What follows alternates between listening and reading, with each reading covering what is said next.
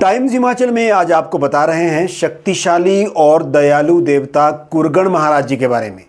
मंडोर घाट के कुरगण देवता वास्तव में कुरगण जी महाराज हैं, जो हिमाचल प्रदेश की भज्जी, धामी, सुकेत और बागल रियासतों के आराध्य देव भी हैं।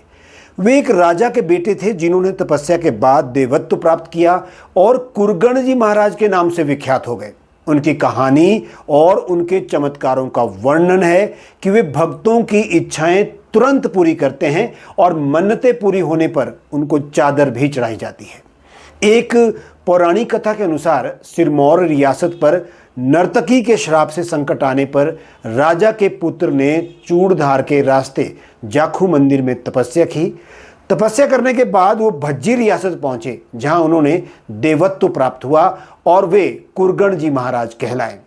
कहते हैं उन्होंने अपनी शक्ति से कहलूर के सिपाही की तलवार को ही बाहर निकाल दिया था। और कई तो ये भी कहते हैं, किंवदंतियां हैं, कथाओं में आता है कि उन्होंने उस तलवार को ही निगल लिया था।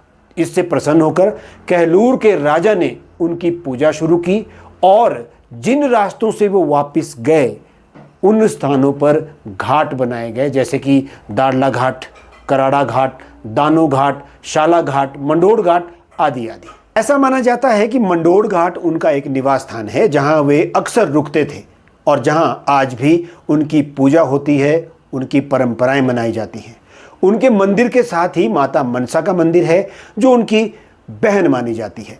ये देवता अति शक्तिशाली लेकिन देवताओं में निर्धन देवता, गरीब देवता के रूप में माने जाते हैं, क्योंकि मान्यता ये है कि ये लेने वाले नहीं हैं, ये देने वाले देवता हैं।